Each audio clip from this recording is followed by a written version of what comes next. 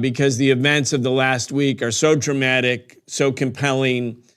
And the fact that the United States has decided to mobilize completely in support of what amounts to basically a genocidal campaign against the people of Gaza, a form of collective punishment, barred by international law, barred by the Geneva Convention, identified at the Nuremberg trials of the Nazis as a crime against humanity when you deliberately target civilians. So people are sort of learning about many of these issues now for the first time. So I want to be able to sort of go over, especially for new viewers or new listeners, like how you came to where you are. You are the son of an Israeli general. You were born in Jerusalem. You were part of that Israeli system. You were undoubtedly, probably as a child, someone who believed in Zionism. How is it and why is it that you came to this sort of different position?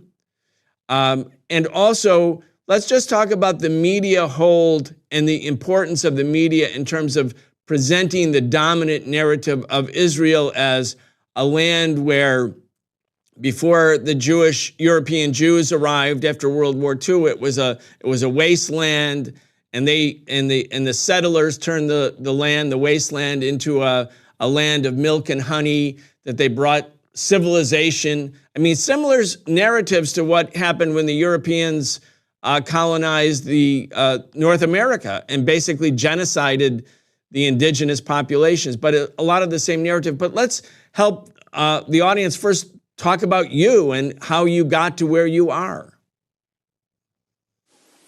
Sure. So like you said, I was born in a very, very, very Zionist family. My father, like you said, was a general in the Israeli army. He was a young officer when Israel was established, and had a military career. And my grandfather was a signer of the Israeli Declaration of Independence. So I come from a Zionist family through and through. Many family members of mine had important positions prior to the establishing the state, and then once the state of Israel was established, and had a very, very strong impact and influence on what the state became and what the army became. And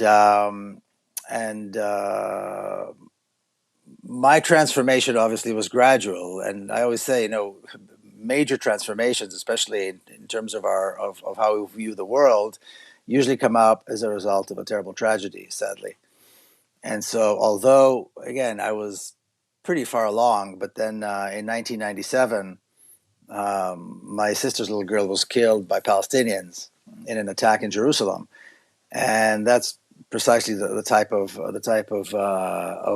experience that shakes you to the core and forces you to re-examine what you believe in, re-examine the truths you have been taught, and re-examine the reality in which you exist. And that's precisely what I did. And I ended up reaching out to Palestinians in Palestine and to Palestinians here in the United States. And thankfully, I was surrounded by and welcomed by Palestinians, again, both in the United States and in Palestine, although they had no reason to accept me and be so as warm as welcoming as they were. And gradually, they took me through this very difficult step of, realizing, first of all, that there are two opposite narratives, completely opposite narratives. They don't differ in detail or in nuance. They differ fundamentally. And then, take me by the hand like a baby learning to walk, to slowly and gradually realize that the truth that I believed was the truth, or the truth that I was taught and that I believed in, was really a lie. And that the truth actually is on the other side of the story. The Palestinian story is the truth. And it's a very difficult thing to do, especially when you come from a kind of a, uber patriotic Zionist family like myself.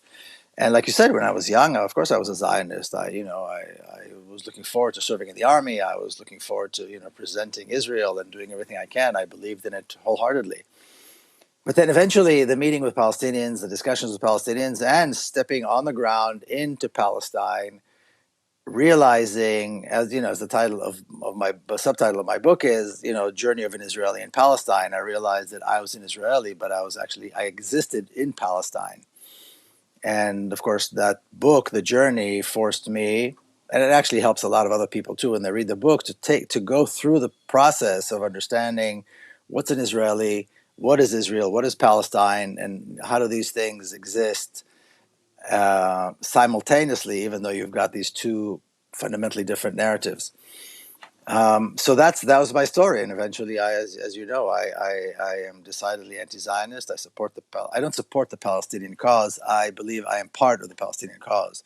I'm not in solidarity with Palestinian struggle. I participate in that's at least how I view myself. I participate in the Palestinian struggle, and so I believe it's my struggle as well.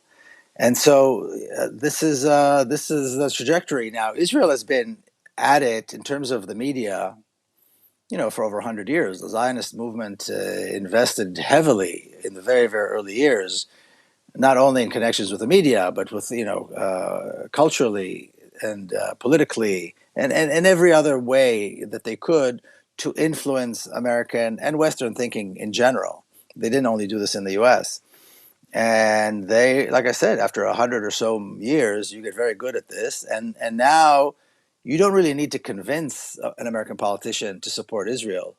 It goes without saying, because they learned it in school, and they learned it in church, and they learned it in synagogue, and they learned it in whatever other activities they were part of as they were growing up.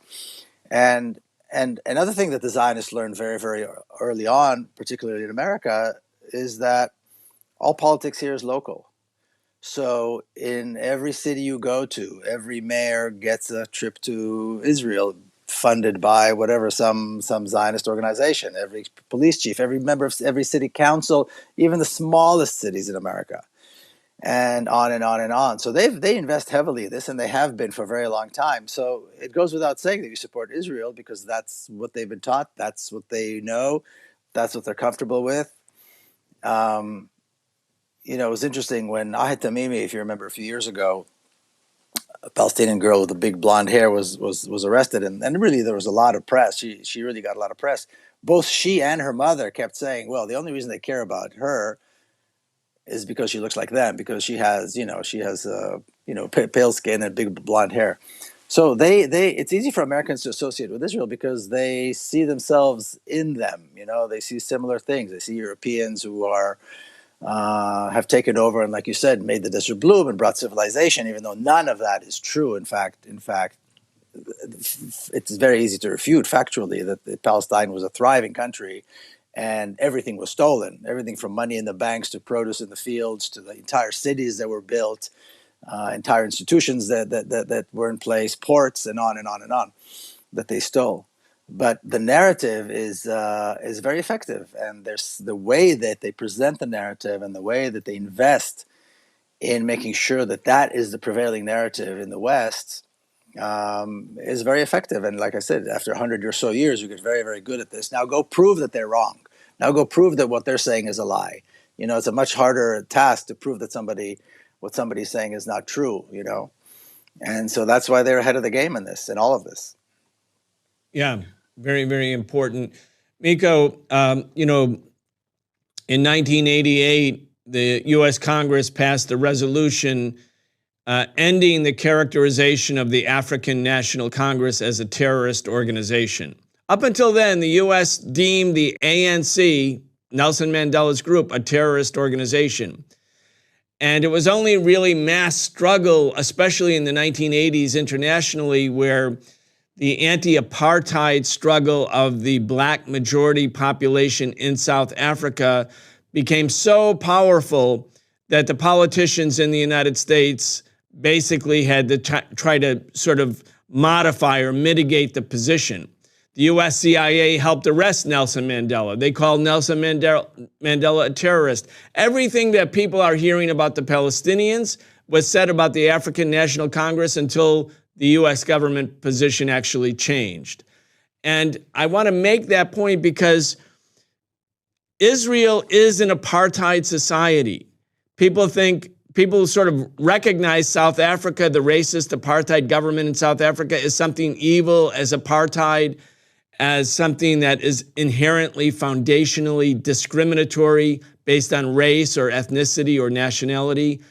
But in the case of Zionism, Zionism is not presented that way. Zionism is presented as a way for the Jewish people who suffered catastrophic losses because of the genocide by the Nazis and others in Europe during World War II, that it's a safe haven.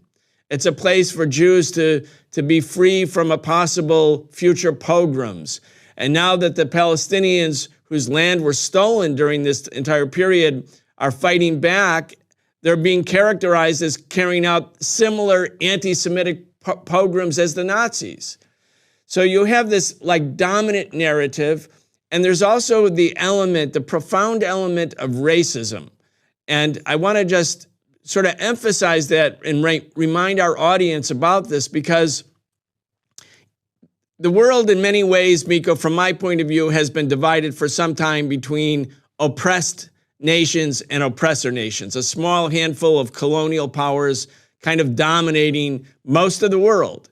And in each and every instance, when the colonization policy was carried out, where a foreign power came in, dictates and imposes its will on the indigenous population, it's always presented by the colonizers as something good. It's something to civilize an uncivilized people, something to sort of turn people who are being characterized in the colonizing country as the American indigenous population was, as savages. They're going to do something good for them.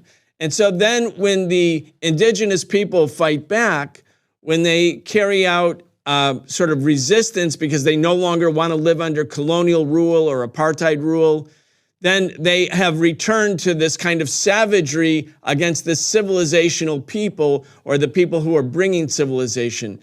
And for the people who are part of the dominant oppressor nation, as you're saying, it's so powerful. Like white people should just remember in the United States, when the US Congress was moving based on the civil rights movement to end legal apartheid in the United States, white mobs would chase down young black school kids who were trying to go to all-white schools as if that was okay, as if that was normal.